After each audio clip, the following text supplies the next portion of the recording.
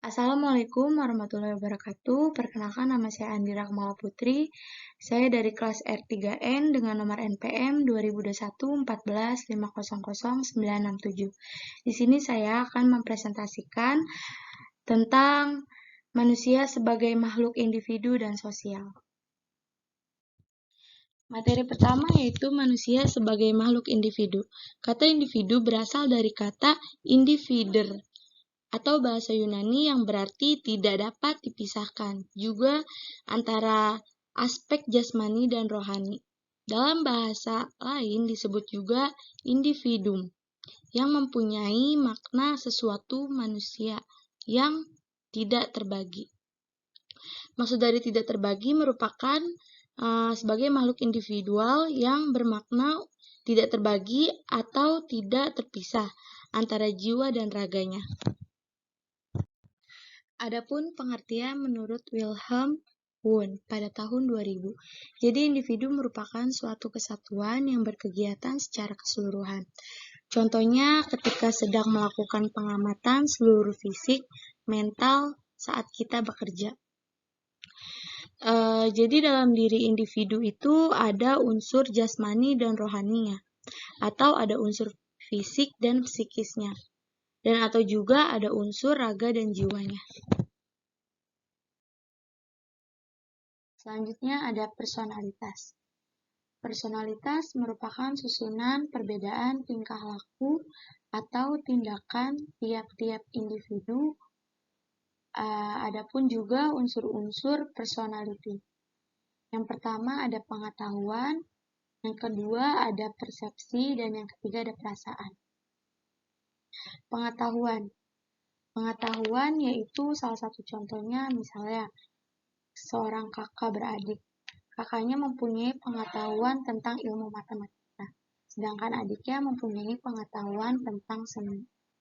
Yang kedua, persepsi. Persepsi ini yaitu bisa dikatakan sebagai pemahaman atau informasi. Jadi, setiap manusia pasti mempunyai persepsi yang berbeda-beda dari suatu pemahaman atau informasi tersebut. Dan yang ketiga, ada perasaan. Sebagai contoh, salah satu contohnya yaitu misalnya ada seseorang yang mempunyai ketertarikan terhadap lawan jenisnya. Tapi kan semua orang itu mempunyai tipenya masing-masing. Itu yang dinamakan dengan perbedaan perasaan dari setiap individu. Dan yang kedua ada kepribadian atau karakter yang khas. Jadi keseluruhan perilaku individu yang merupakan hasil interaksi antara potensi-potensi biopsikofisikal, fisik dan psikolog yang terbawa sejak lahir dengan rangkaian situasi lingkungan. Selanjutnya ada 3 kebutuhan dasar yang memotivasi individu untuk berperilaku. Yang pertama ada kebutuhan untuk sukses. Yang kedua ada kebutuhan untuk afiliasi. Dan yang ketiga ada kebutuhan untuk berkuasa.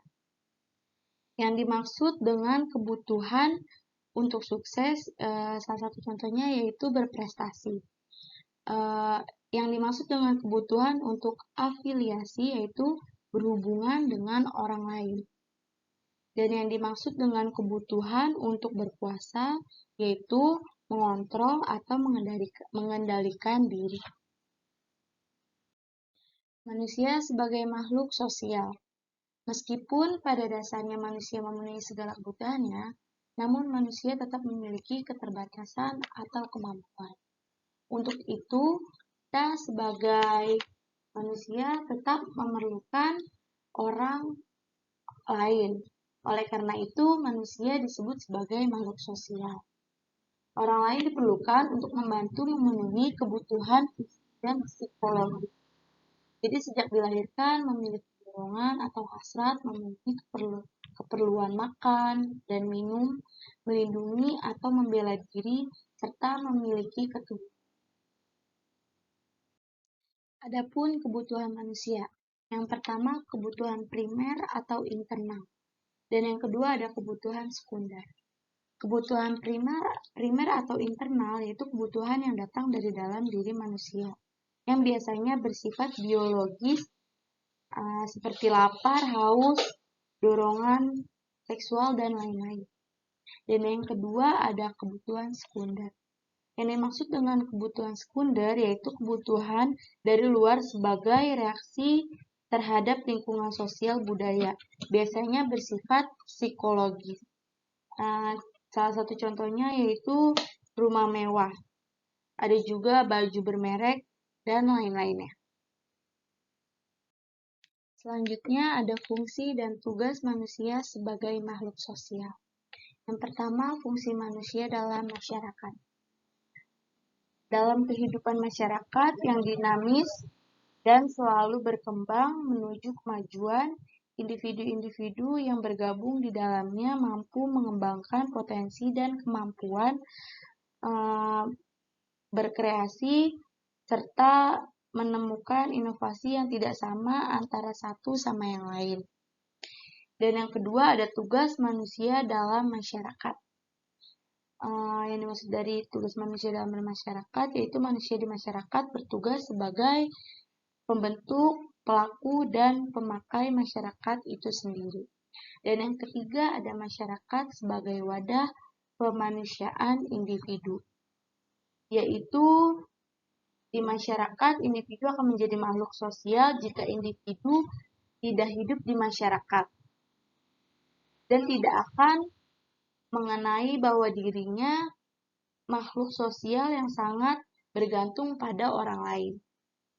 Dan yang terakhir ada tugas keluarga sebagai makhluk sosial.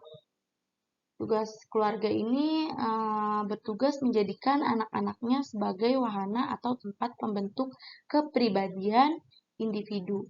Keluarga juga bertugas mentransfer kebudayaan yang ada di masyarakat untuk diberikan kepada sekeluarga, sehingga individu-individu yang di keluarga tahu bahwa budaya atau peraturan apa saja yang ada di dalam masyarakat. Sekian pemaparan materi yang saya berikan. Semoga bermanfaat untuk kalian semua.